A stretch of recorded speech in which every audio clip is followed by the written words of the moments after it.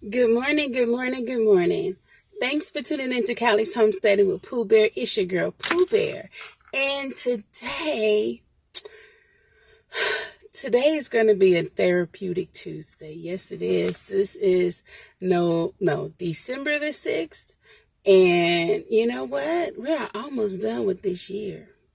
So I was thinking, there's some lows that I took this year, just going back and looking over the year. I was first at the beginning of the year in January, I caught that thing, but because I had that thing in my arm, it was very minimal, didn't do anything to me. I'm good, right? Then the next month, I was in a car accident.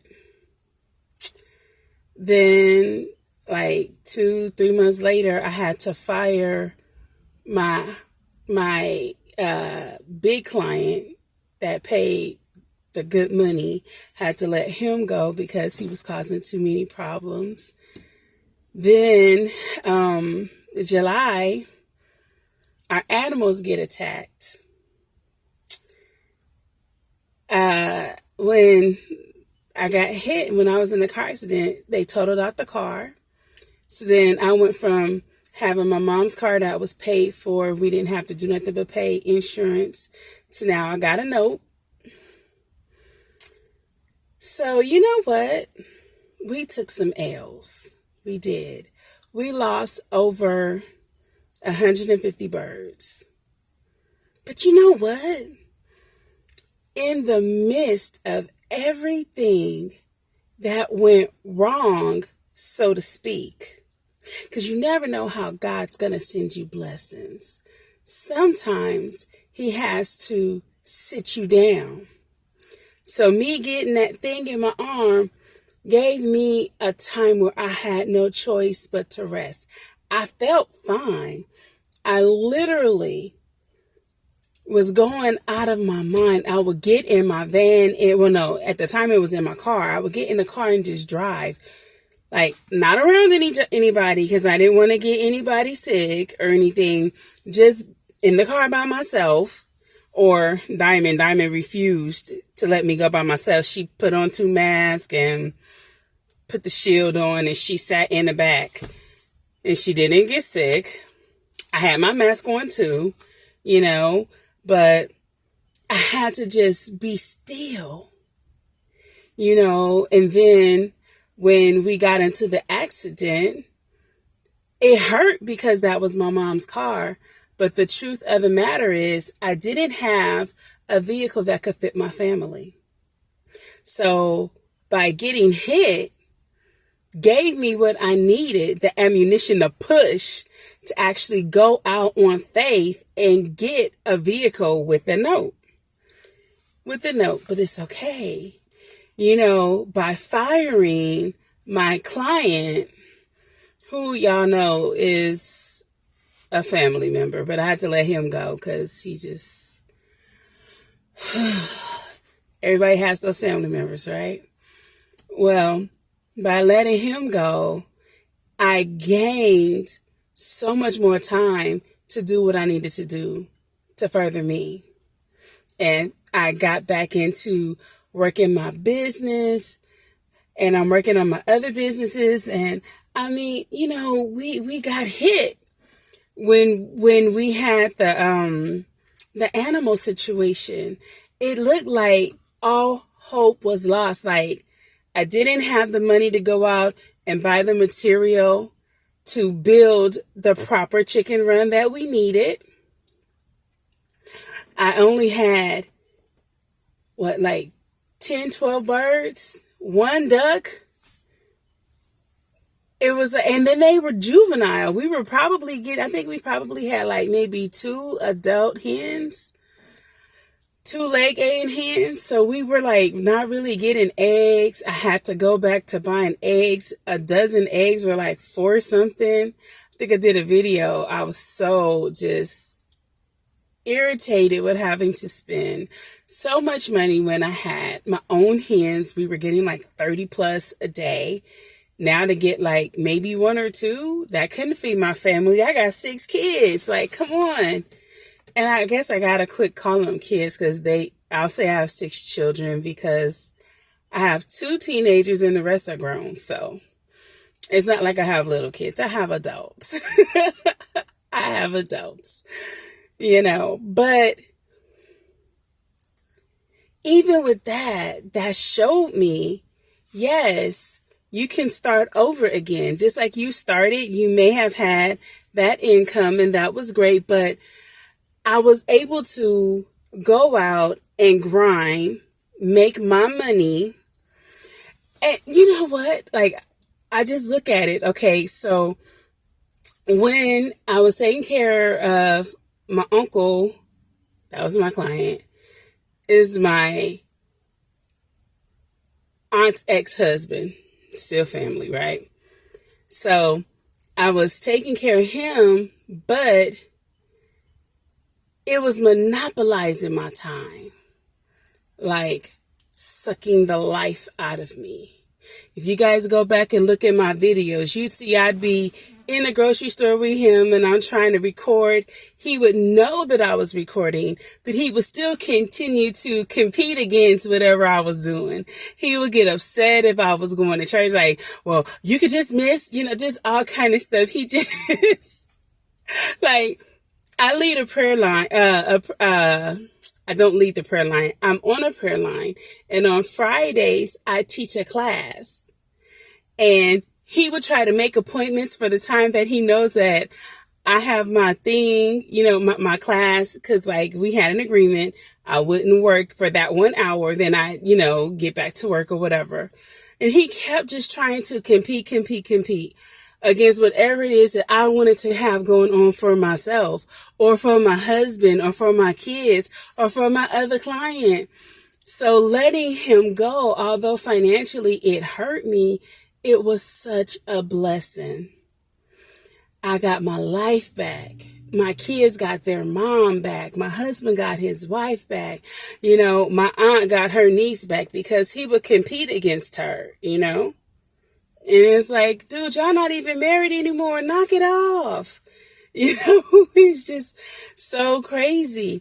But the peace that I got, and then being able to do Uber or Uber Eats, just making my own money. Well, it was always my own money, but just making my money on my terms when I want to go to work. How I want to go to work, how long I want to go to work, just being independent. Whew, y'all just don't know that price that I paid to let him go really benefited me. So I'm saying all of this to say, sometimes you got to take L's to get V's. You got to take the loss to get the victory. We took in some loss. But God always had a plan and he always works it out to where we're going to get the high end of a stick, so it's okay. It looks sad and it looks bad and you're wondering like, how is this going to work? And why would this happen? But I always believe that if this bad thing happens to me, that means that God has something in store that is by far much greater than the situation that I'm in now.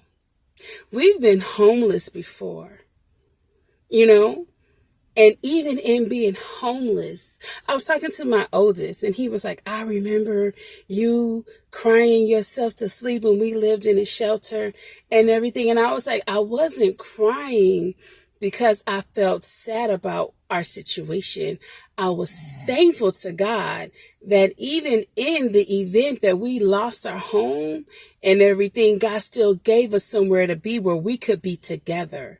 Even if it was in transitional housing, even if we had just one room, we had one room with 2 sets of bunk beds, a 4-drawer dresser, and I had 5 kids and I had 6 kids, and Earl couldn't be with us because he was a man. So, just look at where we are now. When we were homeless living in that shelter, if I did not have the faith and the belief that this was only for a moment in time, but that I knew that God was going to give us more. We went from being in a one room, where I had to do my homework by the lights of the bathroom. I had to go in the bathroom, sit on the floor, and do my homework because lights were out at 10 o'clock. To getting my degree and my kids getting to see their mother and father walk across the stage at the same time and get their degree. And even in that situation, God giving us our Section 8 and allowing us to get a 4-bedroom house and taking my kids out of the shelter and putting them in their own home. And yes, we stayed there for 12 years. Me and my kids, we stayed there for 12 years and we were good. God blessed us. My kids have never had to walk in the city or in the valley of lack. Even when we lived in the shelter, we had a plasma screen TV because that crazy uncle of mine that I had to fire went and bought us a plasma TV and bought us a DVD player. And we were living in the shelter, living in a with a DVD player. For Christmas, we got them a Wii. And I can remember going to the Nordstrom's rack and finding Guess tennis shoes for $13. My daughter had Guess tennis shoes, even living in a shelter. God always provided. And I'm not big on materialistic things. I'm not, but it was just a great deal. And I wasn't going to let go. I was not going to let that go. But just looking at throughout my life,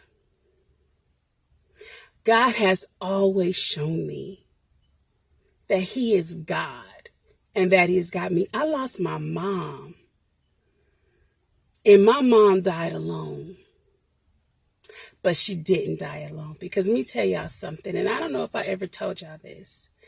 The night that my mom coded, I had just got off the phone with her. Me and Maya, we had just got off the phone with her, and we were telling her how much we loved her.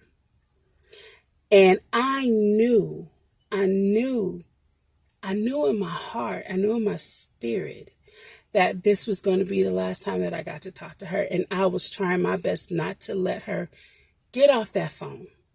And I was crying like, Mommy, no, I don't want to let you go. Mommy, no, I don't want to hang up. But my other aunt and the nurse are like, she's really weak and she'll talk to you tomorrow. And the last thing I said to my mom is, Mommy, I love you. And she said, I love you too, Pooh Bear. I'm going to talk to you tomorrow. That night she coded. And from then on, she was on a ventilator. And they took her off without my permission. And I'm dealing with that.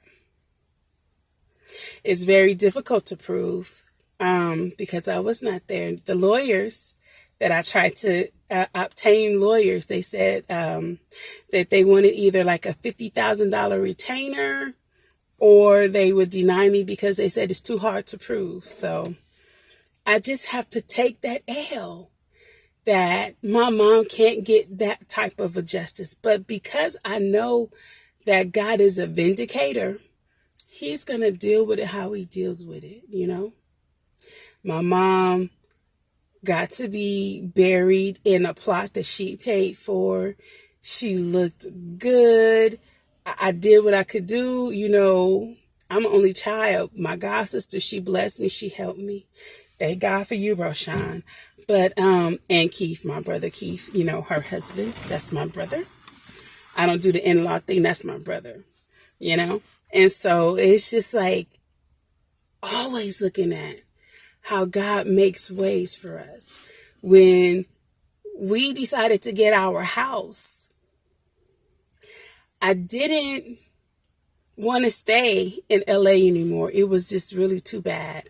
There was a Easter when before 8 o'clock in the morning, we got up and we were going to the store to get something. 3 bodies in the middle of the street on Main Street, just dead. before 8 o'clock in the morning. And I have my children, you know. The police are harassing my sons and gangs trying to harass my kids a little bit, you know. I'm like, no. We made a decision that we were going to move. And those of you who were on the journey with us, you guys were there, especially like Gigi and Love Notes and so many people helping us, because I would get frustrated because of underwriting. And they kept giving us so many problems. And everybody kept saying, no, Pooh Bear, that's a part of how it goes. You're okay. It's going to be okay. And at the end of the day, we went out one weekend, found the house that we wanted. They wanted us and we wanted the house. And that was it. I've talked to people that have went on like hundreds of appointments and still have not found the house. Now, our house doesn't meet every need that we have, but it was such a means to an end. We got them out of the hood. I was going crazy in that house because I kept smelling my mama, hearing my mama, seeing my mama, and she was not there. So I was like, I'm going to go back blank crazy if I stay in this house. If you guys remember, I would be outside at like 11 o'clock at night working in the garden. It's because my mama wasn't there, but I could feel her, and it was really stressful for me. And because we were in that thing, starts with a P and ends with a C, I could not get therapy like I needed to, because I really needed to go to like a grieving therapist to help me sort out what was going on with me, but I couldn't. So you guys are my therapy, and you guys helped me get through it. So in looking at these past 2 years, all of these things that have gone on, so many things have gone on. We've taken so many L's. But by the grace of God, we're still here, y'all. We're still on this side. We're still fighting. We're growing our food. We're not allowing the government to dictate what we can and cannot eat and how we will live our lives. We're doing it on our own,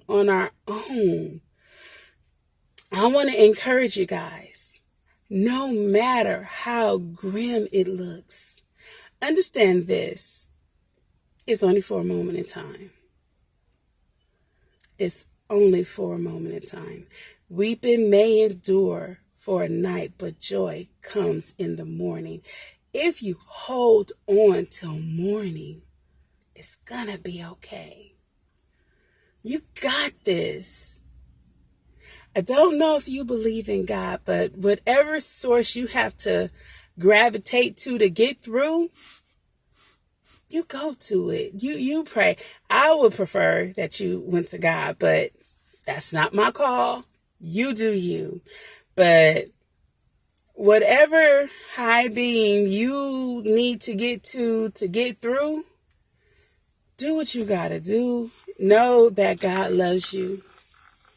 You know, and I love you, and I want you to love you. I say that because it's the truth. So many people just need to hear that somebody loves them. And sometimes we have to be reminded to love ourselves, because we can allow so many things to go on and we forget I'm a dope person.